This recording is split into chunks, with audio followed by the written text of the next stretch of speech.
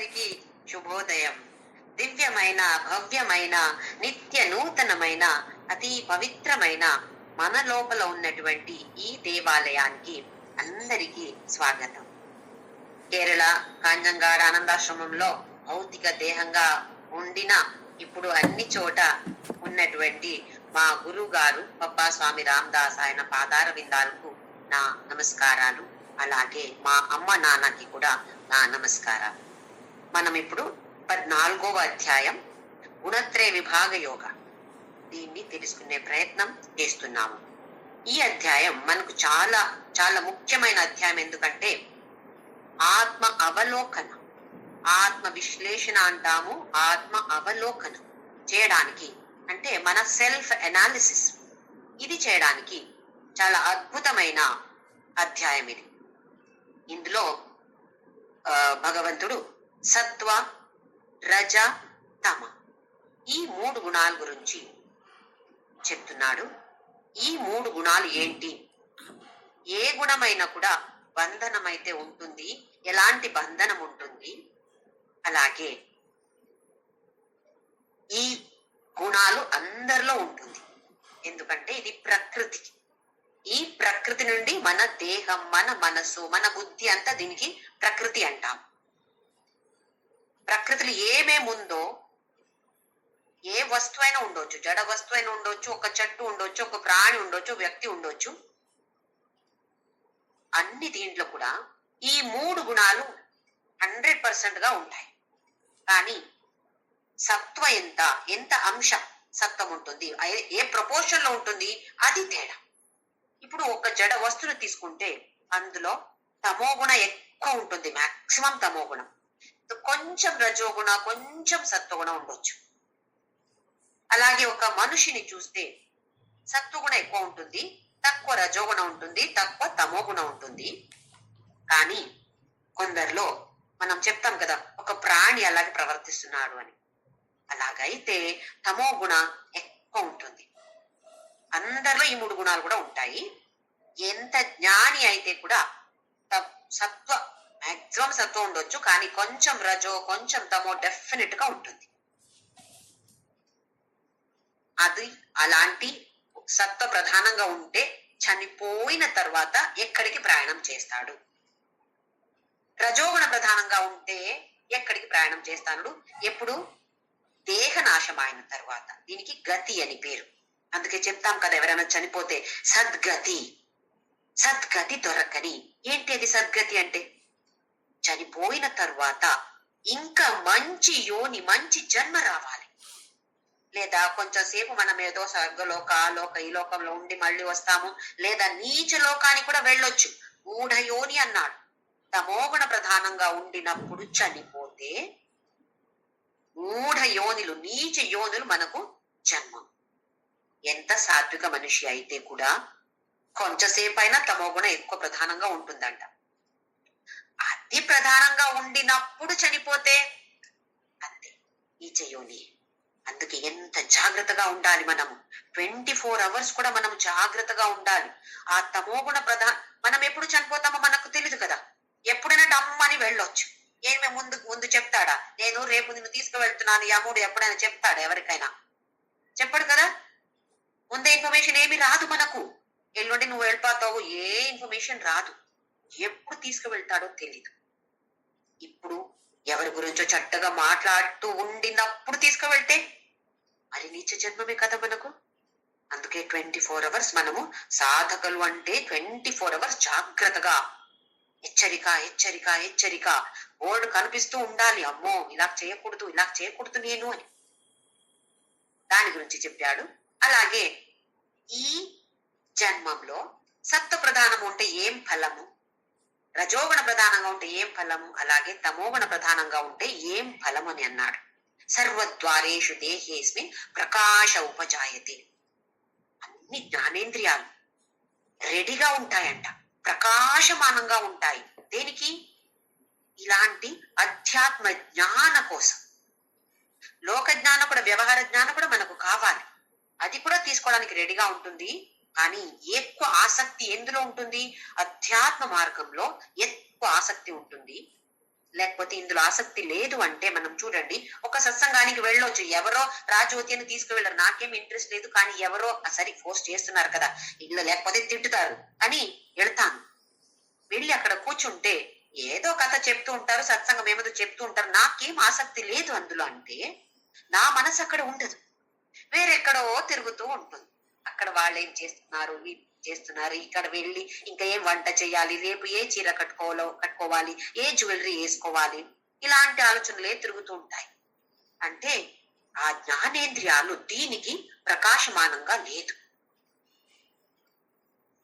ఎప్పుడు ఇవి ప్రకాశమానంగా ఉంటుందో, ఎప్పుడు మనకు అలాంటి ఆసక్తి వస్తుందో, ఆసక్తి వస్తే అంటే మనకు తెలియాలి, ఓహో నాకు ఇది వినాలి, నాకు ఇలాంటిది చదవాలి, ఏం తీసుకున్నానో, ఏం గ్రహించానో దాన్ని నేను శ్రవణ చేసిన దాన్ని మనన చేసుకోవాలి, దాన్ని నిధిధ్యాసన చేసుకోవాలి, నా జీవితంలో నేను దీన్ని ఆచరించాలి.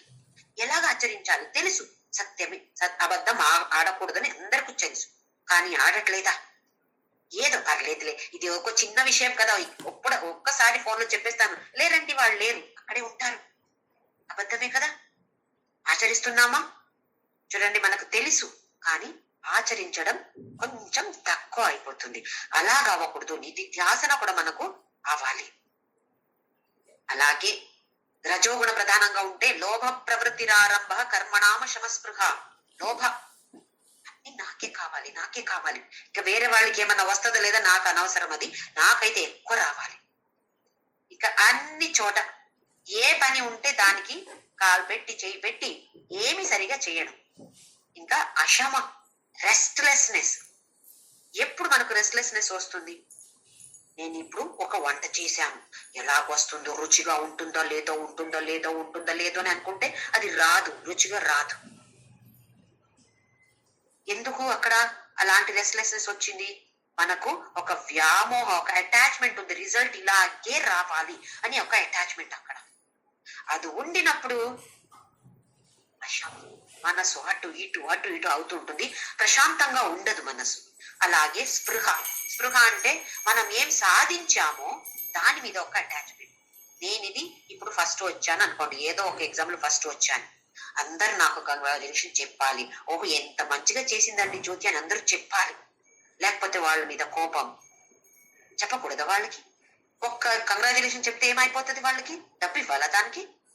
ఎలాగుంటాం మనము? మనం ఏదో ఒక చిన్నది ఏది సాధిస్తే దానికి అందరూ చప్పాల కొట్టాలి. ఇవి అన్ని స్పృహ. ఇలాగుంటే రజోగుణ ఎక్కువమై, అలాగే తమోగుణ ఎక్కువ అయితే అప్రకాశ, అప్రవృత్తి, మోహ, ఇవి అన్ని అజ్ఞానం, ఇవి అన్ని ఉంటుంది అని చెప్పాడు భగవంతుడు. ఆ తర్వాత భగవంతుడు ఏం చెప్పాడు అంటే, సత్వగుణ ప్రధానంగా ఉంటే అది అధ్యాత్మ పథానికి ఒక ఫౌండేషన్. సత్వగుణ ప్రధానంగా ఉంటే అధ్యాత్మ పథంలో వెళ్ళడానికి ఒక ఫౌండేషన్, స్ట్రాంగ్ ఫౌండేషన్ అవుతుంది. రజోగుణ తమోగుణ ఉంటే అధ్యాత్మ పథం, ఈ పథంలో ఈ దారిలో వెళ్ళలేం. సత్వగుణ ప్రధానం ఆవాలి. ఫస్ట్ పుట్టినప్పుడు తమోగుణమే ఎక్కువ ఉంటుంది. చూడండి ఎంత నిద్రపోతాం, ఏ పని చేయడు. ఏం పని చేస్తాము చెప్పండి? చిన్నపిల్లలు ఏం పని చేస్తారు? ఏమి చెయ్యరు. తమోగుణ ఎక్కువగా ఉంటుంది. ఆ తర్వాత కొంచెం కొంచెం రజోగుణ ఎక్కువ అవుతుంది, తర్వాత సత్వగుణ ఎక్కువ అవుతుంది. అలాగే సత్వగుణ మాక్సిమం కి వచ్చి అక్కడ ఉండిపోవాలి. 1-2 రోజులు మంచి సత్వగుణ, ఆ తర్వాత మళ్ళీ తిట్టడం కొట్టడం అయితే తమోగుణ ఎక్కువ అయితే ఏమి లాభం లేదు. సత్వగుణ ప్రధానంగా చాలా ఏళ్ళు, ఎన్ని జన్మాలు అలా ఉండాలో తెలీదు. అలా ఉండిన తరువాత దాన్ని దాటి, ఈ 3 గుణాలని దాటి ముందుకు వెళ్ళాలి అంటున్నాడు భగవంతుడు. మనం ఇప్పుడు ఎవరో ఇల్లు చెప్తే మీ ఇల్లు ఎక్కడ ఉందంటే, అక్కడ వాళ్ళ ఇల్లు తెలుసు కదా మీకు, అది దాటిన తర్వాత మా ఇల్లు ఉందండి అని చెప్తే మనము నడుచుకొని వెళ్ళొచ్చు, కారులో వెళ్తే ఆ డిస్టెన్స్, అది దూరం, అది ఇక్కడ నుంచి అక్కడికి అని. ఇక్కడ దాన్ని దాటిపోవాలంటే ఏంటి? అందుకే ఈ 19 శ్లోక 20 శ్లోకం చాలా చాలా ఇంపార్టెంట్ మనకు 14వ అధ్యాయంలో.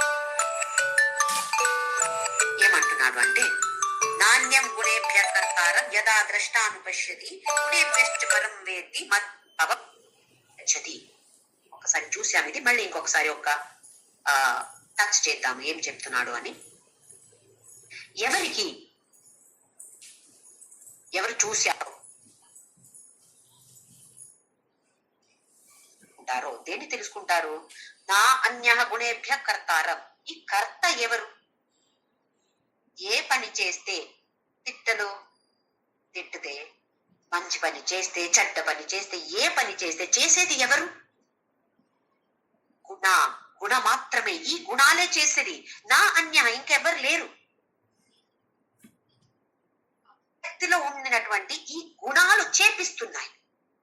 మంచి పని చేస్తే సత్వగుణ చేపిస్తుంది, ఇంకా చాలా పని చేస్తే రజోగుణ చేపిస్తుంది, ఇంకేదో చెడ్డ పని చేస్తే తమోగుణ చేపిస్తుంది. ఆ వ్యక్తి చేసేది కాదు.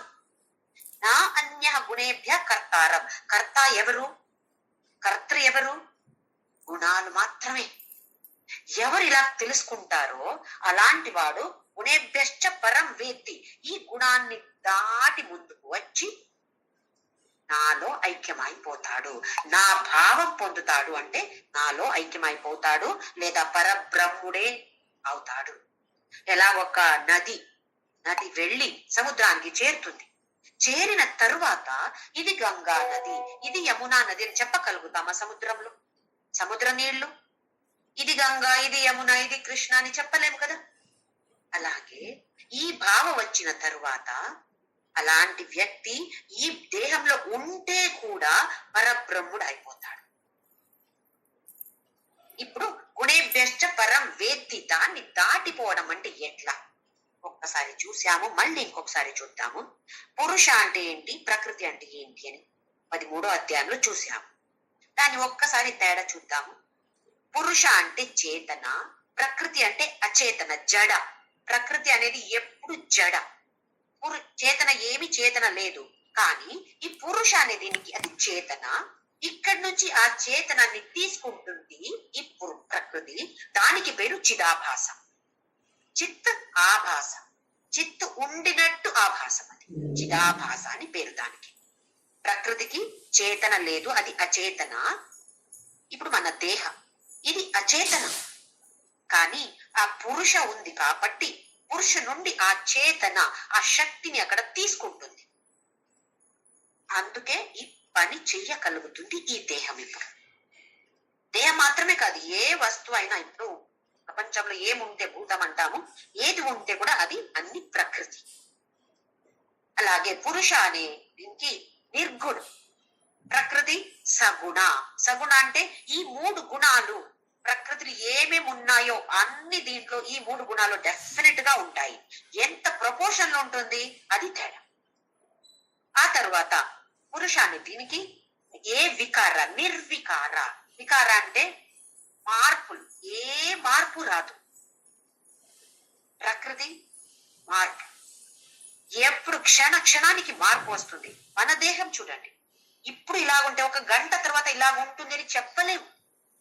ఎన్ని మార్పులు, క్షణ క్షణం మార్పులు. మనస్సు ఇప్పుడు ఎంత బాగుంది, కొద్దిసేపు అయిన తర్వాత చెప్పలేదు, మారుతుంటుంది. మార్పులు ఉంటుంది, అది ప్రకృతి. వికార, సవికార. ప్రకృతి అనేది సవికార, పురుష అనేది నిర్వికార. అలాగే పురుష అనేది సత్య, ప్రకృతి అనేది మిథ్య. మిథ్య అంటే అబద్ధమని కాదు, కానీ పర్మనెంట్ గా ఏది ఉండవో దానికి పేరు మిథ్య. శాశ్వతంగా ఉండట్లేదు ప్రకృతి. పురుష శాశ్వత. ఇది మెయిన్ 4 డిఫరెన్సెస్, 4 తేడాలు. పురుష ప్రకృతి చాలా ఉన్నాయి, కానీ మెయిన్ మనకు ఇది. ఇప్పుడు గుణాలు అనేది ప్రకృతికి ఉంటుంది, పురుష నిర్గుణ.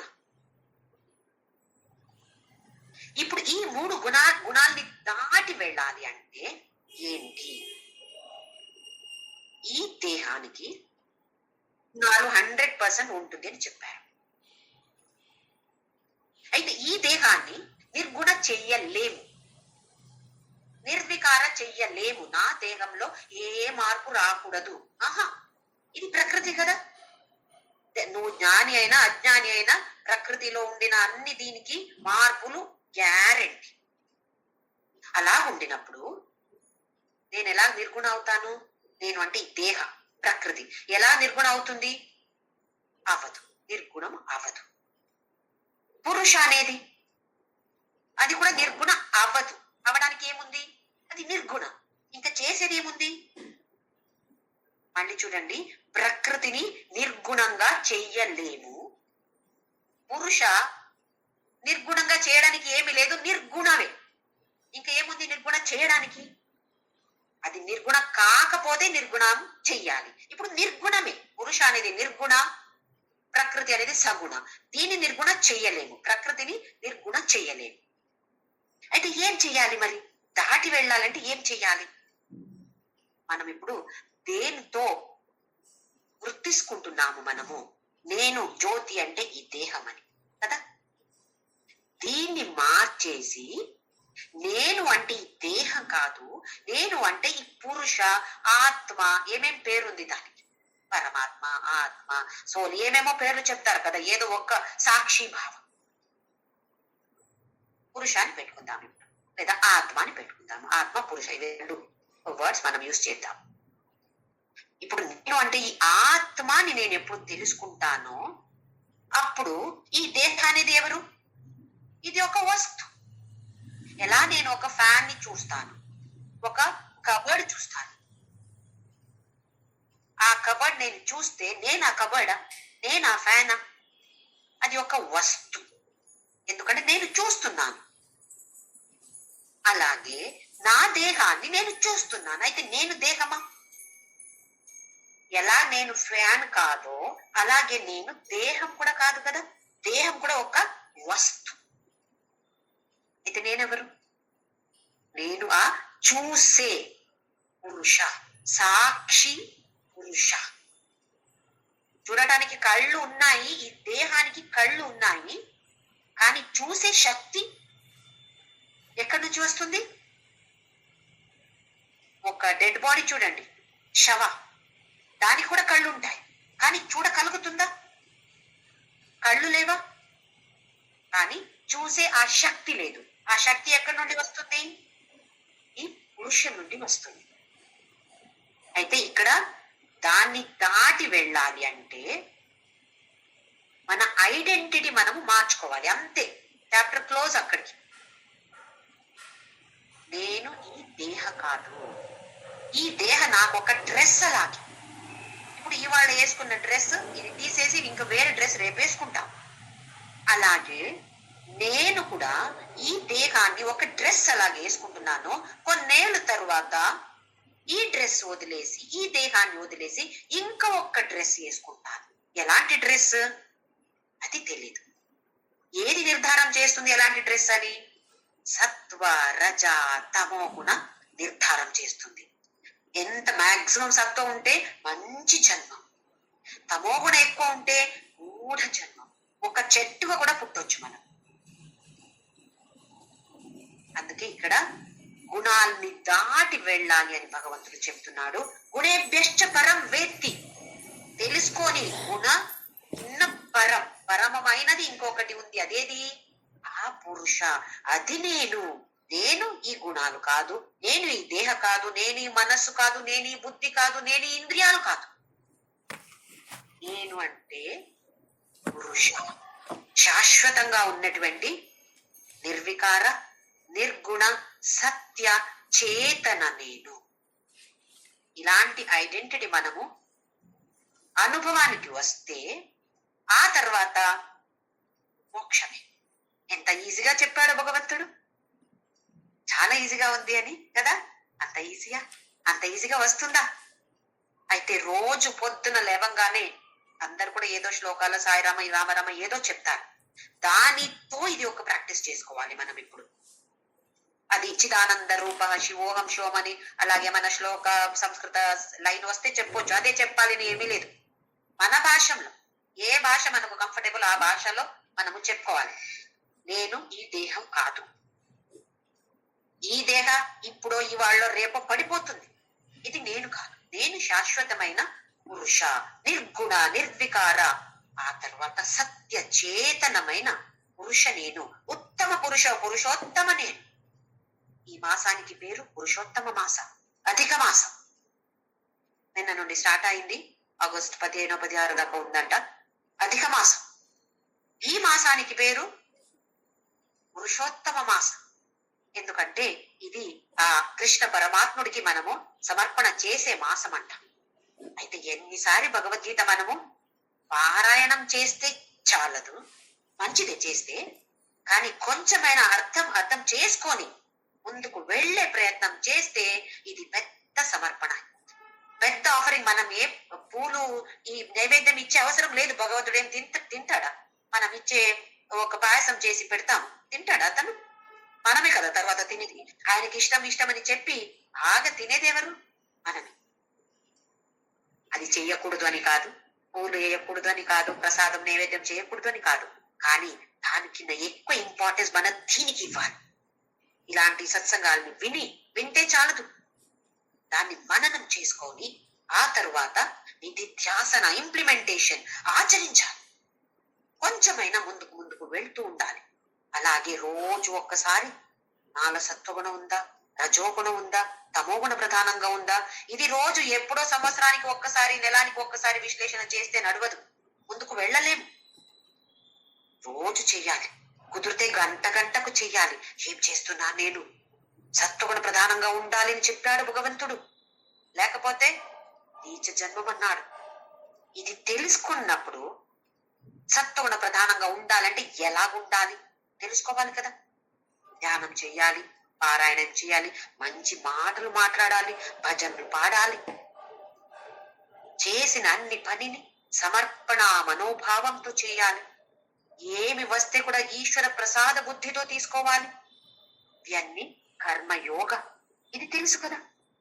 కొంచెమైనా మనము ప్రయత్నం చేద్దాము. ఇప్పుడు ఇంకొక ఇంపార్టెంట్ శ్లోక నంబర్ 20, చాప్టర్ నంబర్ 14 ఇది చూద్దాము. గుణానేతానతీత్యత్రీన్ దేహి దేహ సముద్భవాన్ జన్మ మృత్యు జరా దుఃఖైః విముక్తో మృతమశ్నుతే. ఏతాన్ గుణాన్ అతీత్య, మళ్ళీ తీన్ గుణాన్ అతీత్య.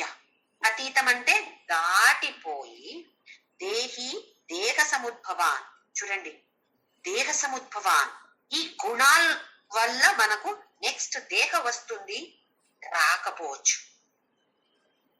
అంటే దీన్ని దాటి వెళ్తే పునర్జన్మ లేదు. పునరపి జననం పునరపి మరణం క్యాన్సల్, అక్కడికి ఆగిపోతుంది. లేకపోతే మళ్ళీ ఇందులో ఈ చక్ర వ్యూహంలో పడుతున్నాం. బయట రావాలి అని ఉంటే ఈ గుణాలు ఏంటో దీన్ని తెలుసుకొని సత్వగుణ ప్రధానంగా ఉండి దాన్ని కూడా దాటి వెళ్లే ప్రయత్నం మనము చెయ్యాలి అంటున్నాడు భగవంతుడు. దేహ సముద్భవాన్, ఇవే ఈ గుణాలే కారణం. మనం అంటాం కదా, మన కర్మ, మన వాసన. ఎక్కడి నుండి వచ్చింది ఈ వాసన? అది మంచి వాసన ఉండొచ్చు, చెడ్డ వాసన ఉండొచ్చు. మన సంస్కారాలకి పేరు వాసనాలు.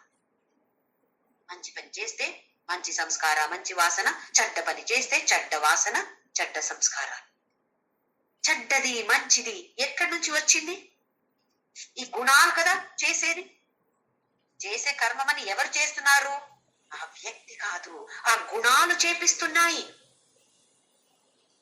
ఇది సరిగా తెలుసుకుంటే ఈ తమోగుణ దాటి, రజోగుణ దాటి, సత్వగుణ ప్రధానంగా ఉండి దాన్ని కూడా దాటడానికి మనకు ఈజీ అవుతుంది అని భగవంతుడు చెప్తున్నాడు.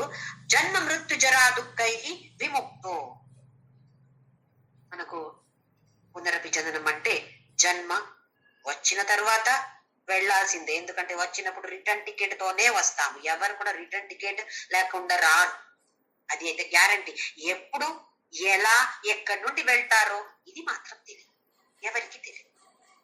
కానీ ఇది వచ్చిన వాళ్ళకి ఆ తర్వాత మళ్ళీ జన్మ మృత్యు జర దుఃఖ. జన్మం చూడండి, ఎలాంటి జన్మమో తెలీదు. ఇప్పుడు మనుష్య యోని అని అనుకుంటే 9 నెలలు తల్లి గర్భంలో ఉండాలి. ఎంత కష్టం అది, ఎవరు చెప్పలేరు. తర్వాత వచ్చిన తర్వాత అందరికి మర్చిపోతారు, అందరూ మర్చిపోతాము, అందుకే ఎవరు చెప్పలేరు. కానీ మన పురాణాలు చెప్తున్నాయి లోపల చాలా కష్టంగా ఉంటుందంట. ఆ శిశు చాలా కష్టంగా ఉంటుంది. తల్లి ఏదో కారంగా తినాలి, పులుపుగా ఉండాలి, అలాగుండాలి, ఇలాగుండాలి అని ఎలా కావాలో ఇక్కడ దాకా నిండా తింటుంది, కడప నిండా తింటుంది. అక్కడ లోపల గర్భంలో చాలా కష్టపడుతుందంట అది. ఆ తర్వాత జన్మ బయట రావడం అంత ఈజీయా? మనమేమో తల్లికి లేబర్ పెయిన్ ఎలాగుంటుందండి, నార్మల్ డెలివరీయా, ఈజీ డెలివరీయా అన్ని అడుగుతాం కదా. ఎందుకు? ఆ తల్లి చెప్పగలుగుతుంది. అదే ఆ పిల్లకి బయట రావడానికి అంత ఈజీయా? ఎంత కష్టంగా ఉంది అది. జన్మ అంటే కష్టం. అలాగే మృత్యు. చాలా మంది చెప్తారు, చనిపోతే చాలండి, ఒక్కసారి చాలు, నాకు జన్మం ఇది చాలా అనిపిస్తుంది. చెప్పడం మాత్రమే. లోపల లోపల అడిగితే మృత్యు అంటే భయం. ఎవ్వరికి వెళ్ళే ఇంట్రెస్ట్ లేదు. ఎందుకంటే మృత్యు అంటే అందరిని వదిలి వెళ్ళాలి. నా ఇల్లు, అమ్మో కొత్తగా కొన్నాము, ఒక 10 సంవత్సరం ఎంత క్లీన్ చేసి చేసి చేసి ఎంత షైనింగ్ గా ఉంది నా ఇల్లు, దాన్ని వదిలి వెళ్ళాలా? అంత మంచి ఫ్రెండ్స్ ఉన్నారు, అది మాత్రమేనా? ఈ చీరలు, ఈ నగాలు, ఈ బ్యాంకు, ఇవి అవి అన్ని వదిలి వెళ్ళాలంటే అమ్మో ఎంత ఈజీయా? ఎంత అటాచ్మెంట్ ఉంది మనకు. ఒక్క చీర కనపడకపోతే ఎంత బాధపడతాము. ఎక్కడ పోయింది, ఎక్కడ పోయింది, ఎక్కడ పోయింది కదా. ఎంత అటాచ్మెంట్ ఉంది చూడండి దాని మీద. అవి అన్ని వదిలి వెళ్ళాలి కదా. అంత ఈజీ అది? ఎంత కష్టంగా ఉంటుంది. ఇంకా అలాగే జర అంటే వృద్ధాప్యం. వృద్ధులను అడగాలి ఎలా ఉన్నారని. చాలా మంది చాలా కష్టంతో బ్రతుకుతారు. ఒక 60 or 70 అయిన తర్వాత చెవులు సరిగా వినపడవు, కళ్ళు కనిపించవు, ఎవరు ఏమి చెప్పరు మనకు. నన్ను ఎవరు మాట్లాడించట్లేదు, నాతో ఎవరు మాట్లాడేవారు లేదు, నేను ఒక్కరే ఉండాలి. చాలా మంది చూడండి ఇలా ఉంటారు కదా. అది ఒక పెద్ద బ్లెస్సింగ్ అని అనుకోవాలి. చెవులకి వినపడితే వాళ్ళు లోక గురించి మాట్లాడతారు, అదే మళ్ళీ మళ్ళీ మళ్ళీ పడుతుంటుంది ఇక్కడ. అవసరమాది. ఒక్క వయసు అయిన తర్వాత అయినా అవి అన్ని చాలా అసలు చేయకూడదని కాదు, తక్కువ చేసుకోవాలి మనం. ఓహో ఇప్పుడైనా నేను దీని మీద దృష్టి ఎక్కువ పెట్టాలి, ఫోకస్ ఇక్కడ ఉండాలి నాది, ఆ మనోభావంతో మనం ముందుకు వెళ్ళాలి. లేకపోతే మళ్ళీ లోకంలో పడతాం. అలాగే కళ్ళు కనిపిస్తే మళ్ళీ సినిమా అక్కడ ఇక్కడ అంతా వెళ్తాం. ఎక్కడ వెళ్తే భగవంతుడే మనకు కనపడుతున్నా మనకు. ఏ గుడికి వెళ్తే కూడా అక్కడ గుడి దాకా వెళ్తాము.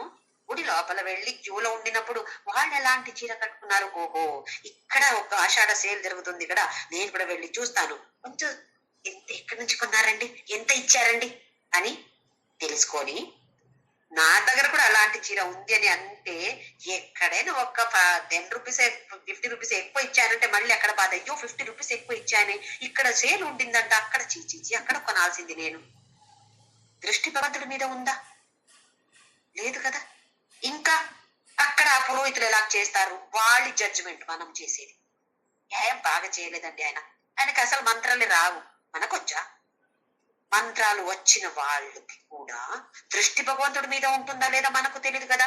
మనమేం చూసుకోవాలి, నా దృష్టి భగవంతుడి మీద ఉందా లేదా చూసుకోవాలి. కానీ మనము వేరే వాళ్ళ మీద దృష్టి పెట్టి వాళ్ళు మాత్రం భగవంతుడి మీద పెట్టాలి దృష్టి. ఇలాంటి ఒక జడ్జిమెంట్ మనది.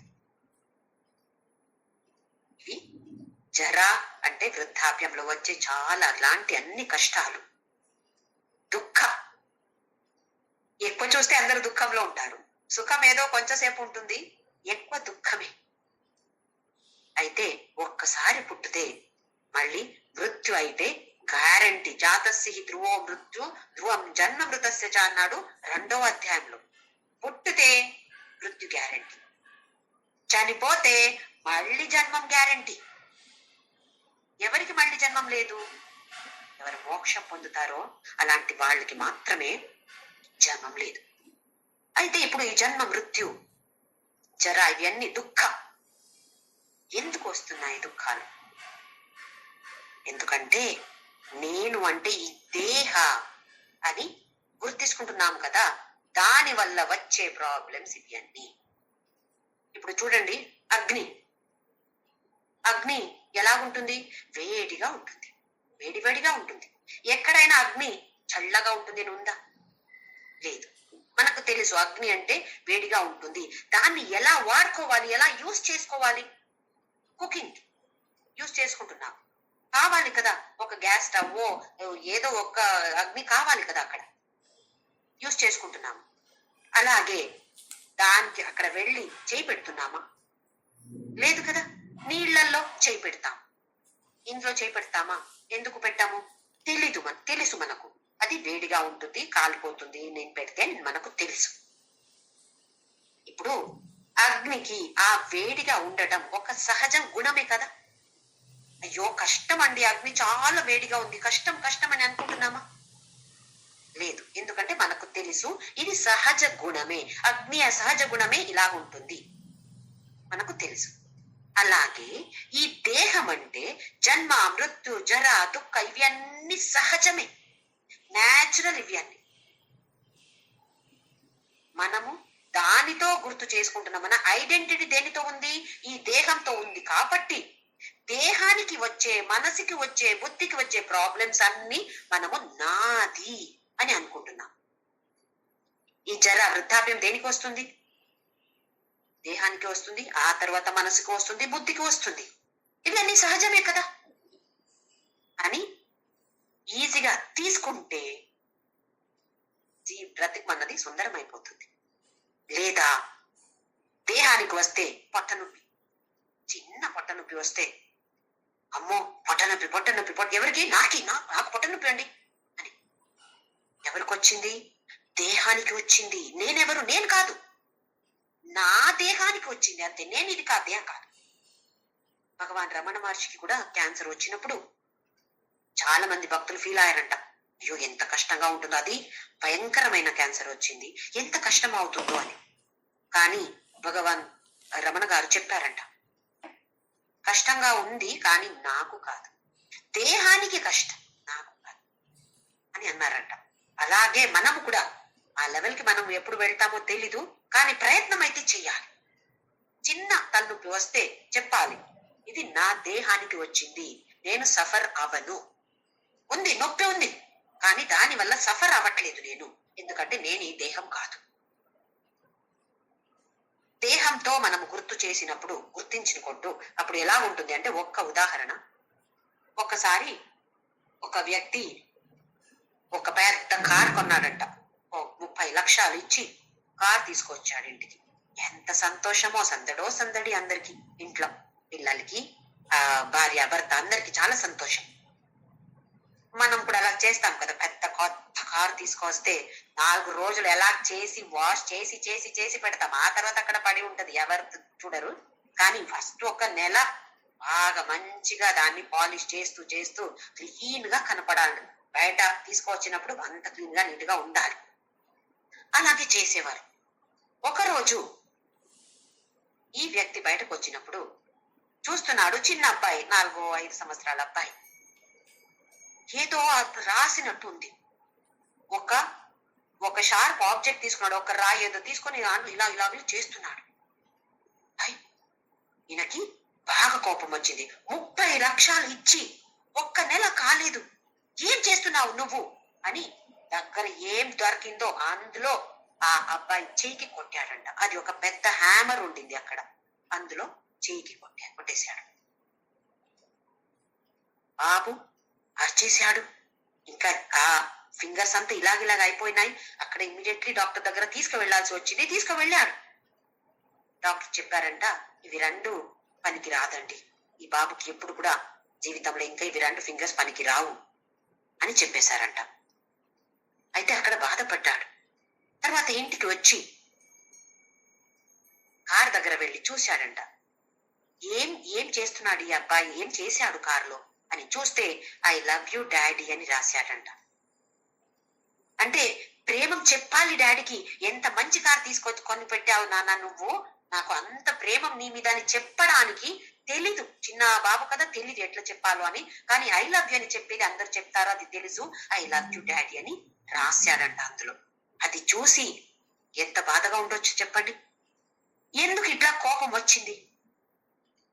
ఎందుకంటే ఆ కారే నేను, అట్లా ఒక అటాచ్మెంట్ వచ్చింది. ఎందుకు? 30 లక్షలు పెట్టాము కదా, మనం కూడా ఇలాగే చేస్తున్నాం కదా. ఆ వ్యక్తి ఎందుకు అలా చేశాడని మనం ఇప్పుడు చెప్పొచ్చు, కానీ మనం కూడా అలాగే చేస్తున్నాం. ఏదో పిల్లలు ఏదో చేస్తే కూడా ఒక్కసారి కోపంతో ఏం చేస్తున్నామో మనకు తెలియట్లేదు, పిచ్చెక్కినట్టు మనం బిహేవ్ చేస్తాము. ఎందుకంటే అక్కడ కంట్రోల్ పోతుందంట, బ్రెయిన్ కి మన ఇంద్రియాలకి కంట్రోల్ పోతుందంట. జాగ్రత్తగా ఉండాలి. అలాగెందుకు అవుతుంది అంటే, నా ఐడెంటిటీ, ఇది నా కారు అంటే నేనే ఆ కారు అయినట్టు. అలాగా జన్మ మృత్యు జరా దుఃఖై విముక్తో అమృతమశ్నుతే. ఎవరు దీన్ని ఈ గుణాన్ని దాటి వెళ్తారో వాళ్ళకి అమృతం అశ్నుతే, అమృతం పొందుతారు. మళ్ళీ అమృతం పొందడం అంటే ఏంటి అంటే, ఈ దేహం ఎప్పుడు ఉంటుందా? ఎవరికైనా ఈ దేహం నాశం అవ్వాల్సిందే, ప్రకృతి. అలాగే పురుష అనేది అమృతమే కదా, ఎప్పటికీ శాశ్వతంగా ఉంటుంది కదా పురుష అనేది. మళ్ళీ అమృతం అంటే ఇక్కడి నుంచి ఐడెంటిటీ ఇది తీసేసి అక్కడికి పెట్టడం, ప్రకృతి నుండి ఐడెంటిటీ తీసి పురుషునికి పెడితే చాప్టర్ ఖతం. చేయడం ఇంతే చేయాలి, ఇంకా పెద్ద పని ఏమి లేదు. కానీ ఎంత ప్రాక్టీస్ చేయాలి, రోజు ప్రాక్టీస్ చేస్తూ ఉండాలి. దానికి మన నామస్మరణ చాలా సహాయం చేస్తుంది. అందుకే నామస్మరణ ఎప్పుడు కూడా, ఎల్లప్పుడూ అంటాం కదా, అలా చేస్తూ ఉండాలి. దానికి ఉదాహరణ చెప్పాలంటే, హనుమంతుడు లంక వెళ్ళాలి అని ఉండినప్పుడు అక్కడ వెళ్ళి సముద్రం చూస్తే, అమ్మో ఎంత విశాలమైన సముద్రం, ఎలా వెళ్ళగలుగుతాను అని అనుకున్నాడంట. ఆ తర్వాత ఆ జాంబవంత చెప్తాడు, అవన్నీ కథ ఉంది.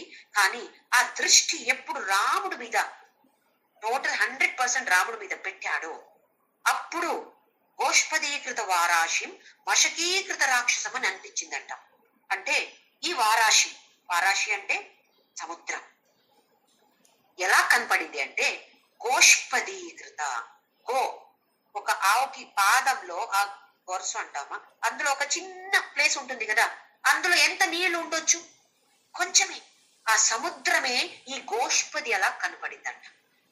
ఇది ఏంటి, ఎంత ఈజీగా వెళ్ళగలుగుతాను నేను, అప్పుడు వరకు అమ్మో ఎంత కష్టం ఉందో, ఎవరు ఇక్కడ ఇది చేస్తారో, సముద్ర లంఘన ఎవరు చేస్తారో అని అనుకున్నాడంట. ఎప్పుడు రాముడి మీద 100% దృష్టి పెట్టాడో అప్పుడు ఆ పెద్ద సముద్రమే గోష్పది అలాగే కనపడిందంట. అలాగే మశకీకృత రాక్షసం, ఆ రాక్షసులందరూ లంక వెళ్ళిన తర్వాత ఎన్నో మంది రాక్షసులు ఉన్నారు కదా, ఎలాగెలా భయంకరమైన రాక్షసులు చూస్తే అమ్మో ఎలా వెళ్ళి చంపేది, అలాగ రాలేదు హనుమంతుడికి. ఎందుకు దృష్టి రాముడి మీద పెట్టాడు. అప్పుడు ఈ రాక్షసులందరూ మశకీకృత దోమలలా కనిపించారు. దోమల్ని కొట్టడానికి, చంపించడానికి ఏదో పెద్ద 1 సంవత్సరం ప్రాక్టీస్ చేసుకోవాలా, ఏం లేదు కదా. అలాగే అవుతుంది మనకు కూడా. ఈ దృష్టి ఇక్కడి నుంచి తీసి అక్కడికి పెడితే జన్మ మృత్యు జర దుఃఖం అన్ని విముక్తం అయిపోతాము. అయితే భగవంతుడు మనకు మంచిగా చెప్తున్నాడు, ఇక్కడి నుంచి డిటాచ్ చేసి అక్కడి నుంచి అక్కడికి అటాచ్ అవ్వాలి, అప్పుడు అమృతం అశ్నుతే. ఇవి అన్ని చెప్పినప్పుడు మనకు ఒక ఉత్సాహం వస్తుంది కదా, నేను కూడా ట్రై చేస్తాను, ఎలాగుంటుందో, ఎందుకు ట్రై చేయకూడదు, ఇలాంటి ఒక ఆలోచన వస్తుంది కదా. అలాంటి ఆలోచన వచ్చింది ఇక్కడ అర్జునుడికి. మళ్ళీ సంశయం వస్తుంది. నెక్స్ట్ శ్లోకంలో అడుగుతున్నాడు, అర్జున వాచ కైర్లింగై స్త్రీన్ గుణానేతాన్ అతీతో భవతి ప్రభో హిమాచార కథం చైతాం తీన్ గుణానతి వర్తతే. లింగ, లింగ అంటే ఒక ఇండికేషన్. ఎలాంటి ఇండికేటర్స్ ఉంటాయి ఎవరికి? అతీత, ఎవరు ఈ గుణాన్ని అతీతమయ్యాడో అలాంటి వాడు ఎలాంటి లక్షణాలు ఉంటాయి. ఆచార కిం ఆచార, ఎలా ప్రవర్తిస్తాడు లోకంలో. ఆ జ్ఞానం రాగానే సంస్కృతంలో మాట్లాడడం మొదలు పెడతాడా, లేదా ఇలా నడుస్తాడా? అలాంటి ఆచారం, ఎలాంటి ఆచారం ఉంటుంది? త్రీన్ గుణాన్ అతివర్తతే, ఇది వెళ్ళడం, నాకు కూడా ఇది వెళ్ళాలి, ఇలాగ అతీతం అవ్వాలి అని నాకు కూడా ఉంది, కానీ ఎలా చెయ్యాలి? మనకు కూడా ఉంటుంది కదా, ఎలా చెయ్యాలి, నేను కూడా ఇలా కావాలి, కానీ ఎలా చెయ్యాలి, ఏం చెయ్యాలి అంటే ఇప్పుడు ఈ లింగ గురించి ఈ 2 శ్లోకంలో 22, 23 శ్లోకంలో దీని గురించి చెప్తున్నాడు భగవంతుడు. శ్రీ భగవాన్ ఉవాచ ప్రకాశం చ ప్రవృత్తిం చ మోహమేవ చ పాండవ న ద్వేష్టి సంప్రవృత్తాని న నివృత్తాని కాంక్షతి. ఈ గుణాతీత లక్షణాలు ఏంటి అంటే ప్రకాశం ప్రవృత్తి మోహం ఏవచ పాండవ నా ద్వేష్టి నా కాంక్షతి. ఇప్పుడు ఆయనకి సత్వ ప్రధానంగా ఉండి దాన్ని కూడా దాటి అతీతమైతే అలాంటి వ్యక్తి ఎలా ఉంటాడు అంటే ప్రకాశంగా ఉండొచ్చు, ప్రకాశంగా ఉండకపోవచ్చు. ఎప్పుడు ప్రకాశంగా ఉంటాడో ఆహా నేను ప్రకాశంగా ఉన్నాను అని ఆయనకి అలాంటి భావన రాదు. ఎప్పుడు కొంచెం తమోగుణ మోహం, అతనికి కూడా మోహం వస్తుంది. ఎందుకంటే ఏ జ్ఞానికి కూడా మనస్సు 100% ప్యూరిటీని ఎవరికి లేదు అని చెప్తుంది మన పురాణం. సత్వ ప్రధానంగా ఉండొచ్చు, కానీ రజోగుణ తమోగుణ డెఫినెట్ గా ఉంటుంది. ఎప్పుడు తమోగుణ కొంచెం ఎక్కువ అవుతుందో ఆయనకి తెలుస్తుంది. ఎందుకు అతీతమయ్యాడు కదా, తెలుస్తుంది. అప్పుడు తమోగుణ అయ్యో నాలో ఎందుకు తమోగుణ వచ్చింది, నాలో ఎందుకు తమోగుణ వచ్చింది, ఇది రాకూడదు కదా అని ద్వేషం లేదు. సత్వగుణ రావాలి రావాలి రావాలి నా కాంక్షతి అది కూడా లేదు. మనకుండాలి, మనం అతీతం కాదు. ఇప్పుడు ఇది ఎవరి లక్షణాలు, ఎవరు అతీతమయ్యారో అలాంటి వాళ్ళకి ప్రకాశం ఉంటే పర్లేదు, ప్రకాశం లేకపోతే పర్లేదు, ప్రవృత్తి పని చేస్తే పర్లేదు, పని చేయకపోతే పర్లేదు, మోహం అటాచ్మెంట్ ఉంటే పర్లేదు, ఉండకపోతే పర్లేదు, నా ద్వేష్టి నా కాంక్షతి దేని మీద కూడా ద్వేషం లేదు, అది రావాలి అని ఒక ఆకాంక్ష కోరిక కూడా లేదు. సంప్రవృత్తాన్ని నా నివృత్తాన్ని చేస్తూ ఉండొచ్చు, చెయ్యకపోతే కూడా ఏం పర్వాలేదు. మనం ఎలా ఉన్నాము, మనం ఆపోజిట్ గా ఉన్నాం కదా, అలా ఉండాలి. ఇప్పుడు అక్కడ వచ్చేదాకా అలా ఉండాలి, వచ్చిన తర్వాతది ప్రకాశం కావాలని ఉండాలి. ప్రవృత్తి కొంచెం కొంచెం తగ్గిస్తూ వెళ్ళాలి. ఎక్కువ పని చేస్తూ ఉంటే రజోగుణ ప్రధానం అయిపోతాం, లేదా రజోగుణ ప్రధానం అయితే ఎక్కువ 24 గంటలు పని పని పని పని చేయొచ్చు, చేయకూడదని కాదు, కానీ అటాచ్మెంట్ అది ఉండకూడదు, అది తక్కువ చెయ్యాలి. అటాచ్మెంట్ ఉంటే మళ్ళీ తమోగుణ ఎక్కువమైనట్టే, లేదా తమోగుణ ఎక్కువమైతే అటాచ్మెంట్ కూడా ఎక్కువ అవుతుంది. ఎందుకు భగవంతుడు ఇలా చెప్తున్నాడు అంటే నెక్స్ట్ శ్లోకంలో చెప్తున్నాడు, ఉదాసీనవదాసీనో గుణైర్యో న విచాల్యతే గుణా వర్తంత ఇత్యేవ యోవతిష్ఠతి నేంగతే. ఉదాసీనవత్ ఆసీనః. ఉదాసీన అంటే లేజీ అని కాదు, ఒక ఇండిఫరెన్స్ అంటాం, ఇలాగైనా పర్లేదు అలాగైనా పర్లేదని అలాగుంటాడు. గుణైర్యోన విచాల్యతే గుణావర్తంత గుణై గుణావర్తంత. ఈ గుణాలు గుణాలతో ప్రవర్తిస్తున్నాయి. ఇప్పుడు నేను వేరే వాళ్ళతో మాట్లాడుతున్నాను, నేనేమనుకుంటున్నాను, నేను వాళ్ళతో మాట్లాడుతున్నాను. ఇప్పుడు అతీతమైతే గుణాతీతమైతే ఏమనుకుంటున్నాడు, నాలో ఉన్నటువంటి ఈ దేహాల్లో ఉన్నటువంటి గుణాలు ఆ దేహాల్లో ఉన్నటువంటి గుణాలతో ప్రవర్తిస్తున్నాయి. వ్యక్తి వ్యక్తి అని అనుకోవట్లేదు, ఈ గుణ ఆ గుణంతో వ్యవహారం చేస్తుంది. గుణైర్యో గుణ వర్తంతే గుణైర్యో గుణ వర్తంతే అని అనుకుంటున్నాడు. నా విచార్యతే దానికి ఏ బాధపడాడు. ఇప్పుడు వేరే వాళ్ళు ఎవరో నన్ను తిట్టారు అనుకోండి, అప్పుడు ఎంత బాధ నాకు, ఎందుకు ఇలా మాట్లాడుతున్నారు నాతో, ఇలా చెప్పొచ్చా, ఎంత నాకు అవమానం అయిందండి, వాళ్ళకి వీళ్ళకి ఫోన్ చేసి చెప్పి ఏడుస్తాం కదా. గుణాతీతమైన వాడు ఎలా ఉంటాడు అంటే ఆ వ్యక్తి నన్ను తిట్టలేదు, ఆ వ్యక్తిలో ఉన్నటువంటి తమో గుణ నన్ను తిట్టుతుంది, వ్యక్తి కాదు తమో గుణ నన్ను తిట్టుతుంది. అలాగే నేను స్వీకారం చేసుకోవాలి, ఈ వ్యక్తిని స్వీకారం చేసుకోవాలి. దీనికి ఒక ఉదాహరణ, ఇండియాలో ఒక దంపతిలో 50th వెడ్డింగ్ యానివర్సరీ, అంటే చాలా ముసలి వాళ్ళు ఇప్పుడు 50th వెడ్డింగ్ యానివర్సరీ. ఆ రోజు అమెరికాలో పుట్టి పెరిగిన మనమరాలు ఫోన్ చేసిందంట. ఏం చేస్తున్నారు మీరు అమ్మమ్మ నాన్న తాత అని అడిగిందంట.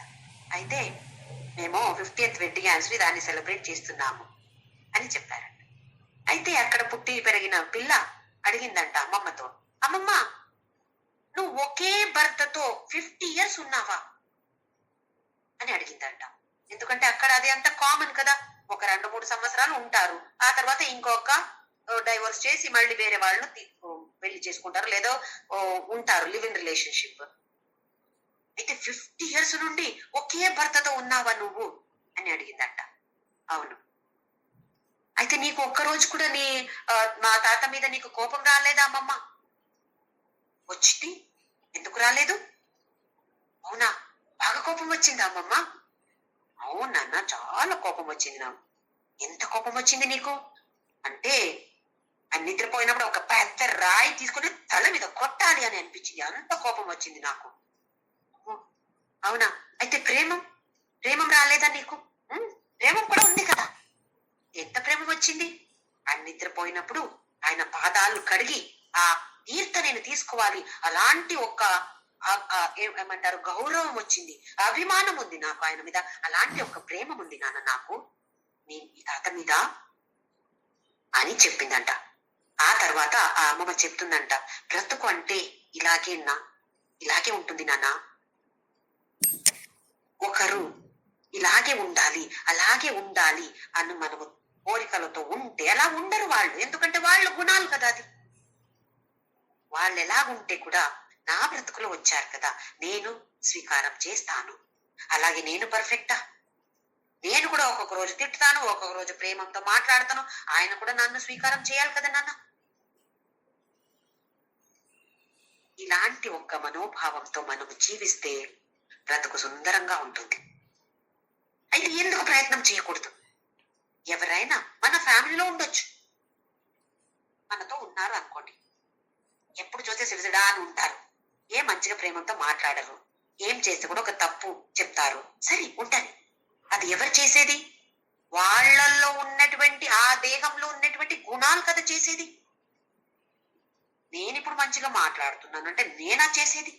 ఈ దేహంలో ఉండినటువంటి ఆ గుణ కదా చేసేది, అది నేను కాదు కదా. ఇలాంటి మనోభావనతో మనము జీవిస్తే మన ఇల్లు కూడా సుందరంగా, ఇల్లు అంటే బిల్డింగ్ అని కాదు, లోపల అంటున్నాను, ఎలాంటి ఒక అట్మాస్ఫియర్ ఉంటుంది, చాలా మంచిగా ఉంటుంది. అలాగే మన జీవితం కూడా బ్రతుకు కూడా చాలా మంచిగా అవుతుంది. మనకు కూడా మంచిదే, వేరే వాళ్ళు కూడా మనము అలాగే చెప్తే వాళ్ళు కూడా మంచిగా బతకొచ్చు కదా. అయితే ఇలాంటి గుణయ్యో నా విచార్యతే, అలాంటి వాళ్ళు దేనికి బాధపడరు. ఎందుకు? వాళ్ళకి తెలుసు ఈ గుణ ఆ గుణతో ప్రవర్తిస్తున్నాయి. యోవతిష్ఠతి నా ఇంగతే, అలాంటి వాడికి ఏ మనసుకి డిస్టర్బెన్స్ కూడా ఉండదు. ఇలాంటి వాడు అంటే ఎవరిది? అతను గుణాతీతం అయిపోయాడు కదా, అతనికి తెలుసు గుణాలే గుణాలతో ప్రవర్తిస్తున్నాయి, నేను కాదు. నెక్స్ట్ శ్లోక చూద్దాము. ఇది ఆచారం ఎలా ఉంటాడు అంటే, సమ దుఃఖ సుఖ స్వస్థ సమలోష్టాశ్మ కాంచన తుల్య ప్రియా ప్రియో ధీర తుల్య నిందాత్మ సంస్తుతి. ఒకటి అందులో మర్చిపోయాను నేను, మన అనాలిసిస్ చేయడానికి ఒక FIR ఇది తీసుకోవాలి. ఎఫ్ అంటే ఫ్రీక్వెన్సీ, అంటే ఎన్నిసారి ఆవర్తన అవుతుంది అది అని. ఏది కష్ట లేదా దుఃఖ ఏదో నెగటివిటీ మనలో ఉంటే, ఇప్పుడు ఇవాళ ఎన్నిసారి నేను కష్టపడ్డాను, దుఃఖం అయింది నాకు, ఇది తెలుసుకోవాలి. మన లోకం చేయాలంటే ఎన్నిసారి అయింది, ఎన్నిసారి ఆవర్తన అయింది అంటే ఫ్రీక్వెన్సీ. ఆ తర్వాత ఎంత తీవ్రంగా ఉండింది, ఏదో దుఃఖమో కష్టమో వచ్చింది కదా, ఎంత తీవ్రత ఎంత ఉండింది, ఎంత స్ట్రాంగ్ గా వచ్చింది అది నాకు, నా మనసుకి ఎంత స్ట్రాంగ్ గా వచ్చింది. అలాగే లాస్ట్ వన్ FIR లో R రికవరీ పీరియడ్, మళ్ళీ నేను వెనక రావాలి. ఎప్పుడు కష్టంగా ఉండకూడదు కదా, దుఃఖంతో ఉండకూడదు కదా. సరే ఈ దుఃఖం తెలిసింది నాకు, కానీ మళ్ళీ దాన్ని దాటి నేను వెనక రావాలి, మంచి సంతోషంగా ఉండడం తెలుసుకోవాలి. ఆ టైం పీరియడ్ ఎంత ఉందో అది recovery period. Frequency, intensity, recovery period. Frequency అంటే ఎన్నిసారి వస్తుంది, ఎన్నిసారి నేను ఇవాళ దుఃఖంలో ఉన్నాను, ఎన్నిసారి వాళ్ళని తిట్టాలి వీళ్ళని తిట్టాలి. తిట్టకపోవచ్చు, తిట్టకపోతే కూడా మనస్సులు వస్తే కూడా అది కష్టమే, అది దుఃఖమే, అది గుర్తుపెట్టుకోవాలి. ఎన్నిసారి అయింది.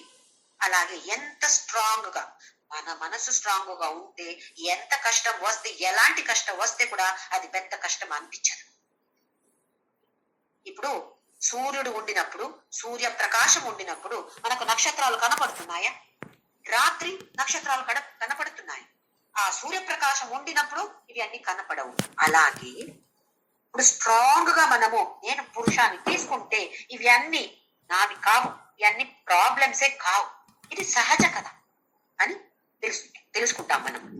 అయితే ఎంత తీవ్రంగా వచ్చింది ఆ కష్టం, ఆ తర్వాత ఆ కష్టం నుండి మళ్ళీ వెనక రావాలి, నేను రికవర్ రావాలి. ఆ టైం ఎంత పడింది. కొన్నిసారి కష్టం దుఃఖం అంటే అమ్మో నెల నెల మనం ఏడుస్తూ ఉంటాం. అయితే టైం పీరియడ్ ఎక్కువ అయింది అక్కడ లేదు, ఒక్కసారి కష్టం అయింది నాకు, కానీ మళ్ళీ వెనక వస్తాను నేను. ఆ టైం పీరియడ్ ఎంత ఉందో ఇవి అన్ని తక్కువ అవ్వాలి. ఫ్రీక్వెన్సీ ఆవర్తన తక్కువ అవ్వాలి, తీవ్రత తక్కువ అవ్వాలి. అలాగే రికవరీ పీరియడ్ కూడా మనకు తక్కువ అయితే యాడ్ చేసుకోవచ్చు. నేను అధ్యాత్మ పథంలో ముందుకు వెళ్తున్నాను, నాలో సత్వగుణ ఎక్కువ అవుతుంది. ఇది మన సెల్ఫ్ ఎనాలిసిస్ కోసం. ఇప్పుడు ఇక్కడ ఏం చెప్తున్నారంటే, మనం చాలాసారి చూసాం ఇలాంటి శ్లోకాలు. సుఖ దుఃఖంలో సమానంగా ఉండాలి. దుఃఖం వస్తే ఏడుస్తూ కూర్చోవడం, సుఖం వస్తే వా వా అనడం కాదు. సమానంగా రెండు వస్తే కూడా సమానంగా స్వీకారం చేస్తాడు అలాంటి వాడు. స్వస్థ అంటే సమ స్వస్థ. అలాగే సమ లోష్టాశ్మ కాంచన. లోష్ట అంటే మట్టి, అశ్మ అంటే ఒక రాయి, ఒక స్టోన్, కాంచన గోల్డ్ బంగారం మనకు తెలుసు. ఆ గుణాడు అంటే మట్టి, రాయి, బంగారం ఏ తేడా లేదు, మనకు తేడా ఉంది. గుణాతీతుడు అయితే అతనికి దీనికి ఏ తేడా ఉండదు. అలాగే తుల్య ప్రియా అప్రియ, ప్రియా అప్రియ, ఏది నాకు ఇష్టమో ఏది నాకు ఇష్టం లేదో అన్ని ఒకే సమానంగా ఉంటుంది. అంటే ప్రియా అప్రియ ఏమి లేదు. ధీర, ధీరుడు అయిపోతాడు. ధీరుడు అంటే యుద్ధం చేయాలా కాదు, ఇలాంటి సమాన భావంతో స్వీకారం చేసే వాడే ధీరుడు. సుఖ దుఃఖ ప్రియ అప్రియ. అలాగే నింద ఆత్మ సంస్కృతి. నింద ఎవరో తింటుతారు, లేదా ఎవరో ఆత్మ సంస్కృతి చేస్తే స్తుతి చేస్తున్నారు. స్తుతి చేస్తే కూడా సేమ్, నింద చేస్తే కూడా సేమ్, సమానంగా స్వీకారం చేస్తాడు. ఇలాంటి ఆచారం అతనికి ఉంటుంది. ఎవరికిది? గుణాతీతుడు ఇలాగుంటాడు. అలాగే కంటిన్యూషన్ ఇంకొకటి, శ్లోక నంబర్ 25. మానాపమానయో తుల్యః తుల్యో విత్రారి పక్షయో సర్వారంభ పరిత్యాగి గుణాతీతః స ఉచ్యతే. మాన అపమాన అందులో కూడా తుల్య, సమానంగా ఉంటాడు. ఇందులో మాన అపమాన. మాన అంటే ఎవరో మంచిగా మనం స్తుతి చేయడం, అపమాన ఆపోజిట్. ఇప్పుడు నింద ఆత్మ సంస్థ అని చెప్పాం కదా, అది అది దేహానికి ఉండొచ్చు, దేహానికి అపమానం చేయొచ్చు. లేదా షాల్ అంతా ఇది గార్లెండ్ అంతా వేసి, షాల్ అంతా వేసి సన్మానం చేస్తారు. దేనికి? దేహానికి. అలాగే తిట్టడం, కొట్టడం అది కూడా చేయొచ్చు దేహానికి. అలాగే మనస్సుకి నింద ఆత్మ సంస్థ ఇవన్నీ మనస్సుకి మనం తీసుకుంటున్నాం. ఎవరో తిట్టితే మన దేహానికి ఏమవుతుంది? ఏమవదు. మనస్సుకి అమ్మో ఎంత కష్టం, అది ఆత్మ సంస్థుతి. మన గురించి ఓ ఎంత మంచిదండి అని చెప్తారు, దేహానికి ఏమవుతుంది? ఏం కాదు. కానీ మనస్సుకి ఎంత సంతోషం. అది ఎలా ఉంటాడు? మాన అపమాన నింద ఆత్మ సంస్థ అన్ని తుల్య సమానంగా ఉంటాడు. అలాగే మిత్ర హరి, హరి అంటే శత్రు, మిత్ర అంటే మనకు తెలుసు మిత్రుడు. ఆ పార్టీ ఈ పార్టీ తీసుకోడు. ఎందుకు? అందరూ సేమ్ అతనికి. ఎవరు పెద్ద క్లోజ్ ఫ్రెండ్, ఎవరు శత్రు అలాంటిది ఏమి లేదు. వీళ్ళు నాకు నచ్చది, వాళ్ళు నచ్చదు అలాంటిది ఏమి ఉండదు. అందరూ కూడా సమానంగా ఉంటారు. ఇతనికి సమానంగా ఆయన తీసుకుంటారు, సమానంగా తీసుకుంటాడు. ఎవరు? గుణాతీతుడు. అలాగే సర్వ ఆరంభ పరిత్యాగం. ఆరంభం అంటే మనకు తెలుసు స్టార్ట్ చేయడం. అంటే ఏమి స్టార్ట్ చేయడం? ఏమి చేయడా, ఏ పని చేయడా, అలా కాదు. ఇక్కడ ఆరంభ అంటే ఎలాంటి పని గురించి భగవంతుడు చెప్తున్నాడంటే, మనకు అటాచ్మెంట్, చేసే పనికి అటాచ్మెంట్ లేదు, ఆ పనికి ఫలం వస్తుంది కదా, దాని మీద కూడా అటాచ్మెంట్ లేనటువంటిది ఆరంభ. అలాంటిది కూడా చెయ్యడు.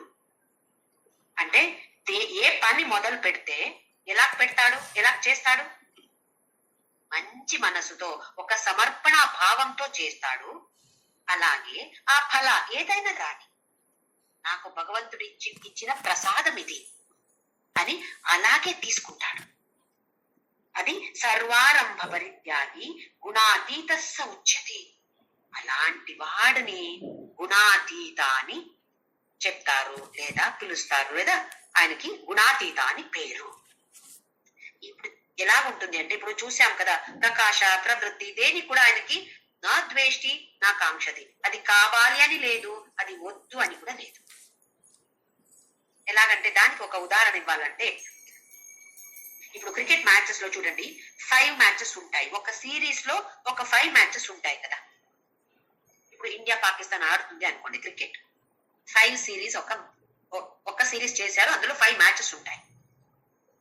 ఇప్పుడు అందులో ఫస్ట్ 3 మ్యాచెస్ లో ఇండియా గెలిచింది అనుకోండి, 5 ఆడాలి, అందులో ఫస్ట్ 3ది కూడా ఇండియా గెలిచింది అనుకోండి, ఇంకా నెక్స్ట్ 2 వాళ్ళు ఎలాగ ఆడితే కూడా పర్లేదు కదా, వాళ్ళు గెలవకపోతే కూడా సిరీస్ విన్ అయ్యారు కదా. ఇప్పుడు 3 అంటే సిరీస్ విన్ అయినట్టే, గెలిచినట్టే. ఇంకా 4వది 5వది మ్యాచ్ ఆడతారు, ఉత్సాహంతోనే ఆడతారు, కానీ ఎలాగుంటుంది, విన్ అవ్వకపోతే కూడా పర్లేదు, ఎందుకంటే సిరీస్ విన్ అయ్యాం. అలాగే గుణాతీతుడు కూడా ఉంటాడు. ఇది కావాలి, అది వద్దు, అలాంటిది ఏమి లేదు. ఎందుకు, దాన్ని దాటి వెళ్ళి అయింది కదా. ఎవరు వెళ్ళలేదో వాళ్ళకి ఇది కావాలి, తమో గుణ వద్దు, సత్వగుణ కావాలి, ఇవి అన్ని ఉంటాయి.